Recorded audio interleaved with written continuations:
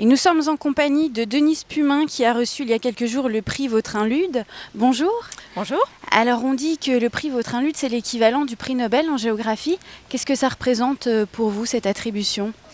Eh bien, c'est la consécration d'un gros travail de recherche et d'universitaire, mais c'est aussi une récompense pour l'ensemble des personnes avec qui on a pu être amené à travailler au cours de cette grande carrière. Et c'est une récompense qui vaut internationalement. Et en cela, je pense que c'est aussi une marque de reconnaissance pour la qualité de la géographie française dans son ensemble. Alors, vous êtes spécialiste de l'urbanisation et de la modélisation en sciences sociales. Est-ce que vous pouvez nous expliquer un peu de quoi il s'agit, ce que ça signifie ? Alors l'urbanisation, c'est tout ce qui touche aux villes, que l'on les regarde intimement dans le détail de leur quartier, de leurs habitants, des modes de vie et de l'environnement. Et c'est aussi l'ensemble des villes à l'échelle du monde.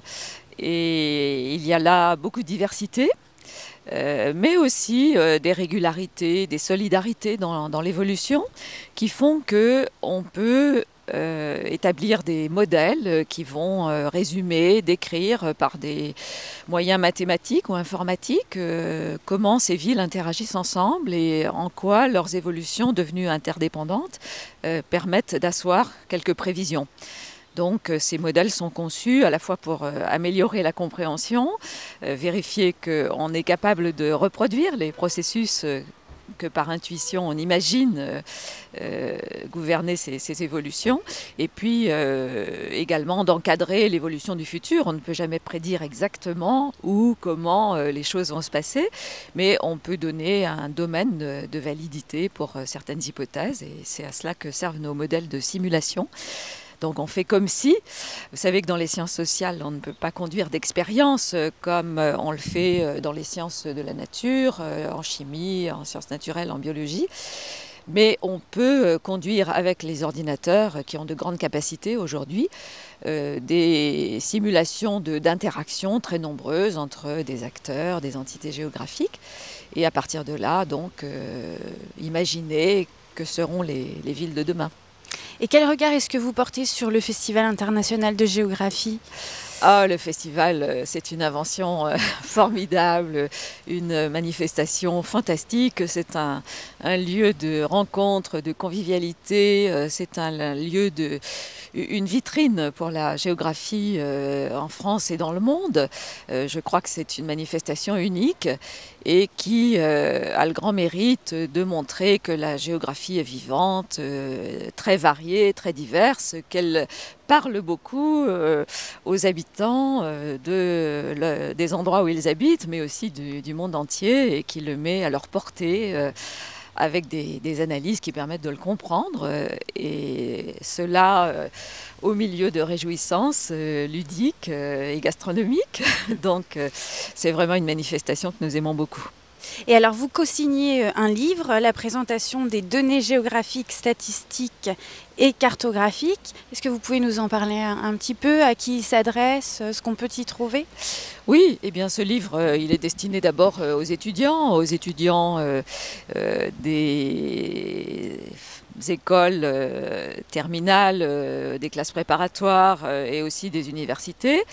Et puis plus généralement à toutes les personnes qui, dans les collectivités territoriales par exemple, doivent réaliser des cartes. Vous savez qu'on fait chaque jour toujours davantage de présentations en images, en cartes de la réalité des territoires. Et donc ce livre indique quels moyens techniques, à la fois de mise en œuvre des données statistiques dont on dispose de plus en plus maintenant, et de représentation graphique, des règles de sémiologie, quels signes employer pour que l'information soit parlante et en même temps aussi proche que possible de ce qu'on souhaite démontrer. Donc il y a des règles de visualisation qui sont rappelés dans cet ouvrage, et avec des exemples, on illustre comment, au fond, la cartographie peut être pratiquée par tous de manière facile aujourd'hui avec les ordinateurs. Et alors le pays invité du festival cette année, c'est la Russie. Qu'est-ce que la géographe que vous êtes peut nous dire sur la Russie ? Ah, c'est un pays immense, un des grands pays par la superficie, par l'histoire. On y a conduit des expérimentations sociales en vraie grandeur qui ont été vraiment très intéressantes et je crois ont appris au monde entier beaucoup de choses.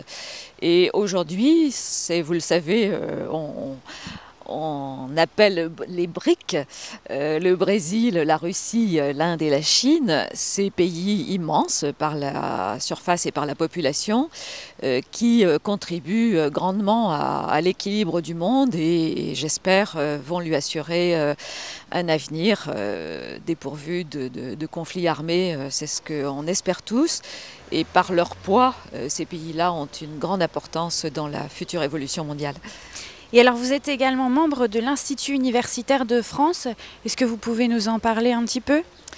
Oui, c'est une invention du ministre Claude Allègre qui avait souhaité que les universitaires puissent consacrer davantage de temps à des recherches et qui donc a proposé de sélectionner ceux qui apparemment étaient le mieux à même de développer des recherches, d'entraîner des équipes en leur permettant de consacrer un petit peu moins de temps aux tâches d'enseignement et en leur donnant un petit capital financier également pour mener à bien des recherches d'une manière permanente sur des périodes de 4 années renouvelables une fois. Et donc j'ai eu la chance de bénéficier depuis 2004 de ce régime, un peu d'exception pour des universitaires. Mais j'avoue que sans cette possibilité-là, peut-être je n'aurais pas eu le prix Vautrin-Lude parce que je n'aurais pas pu développer aussi bien, avec autant d'autres personnes, des recherches de portée internationale. Merci beaucoup. Merci à vous et bonne chance au Festival de Saint-Dié. Merci.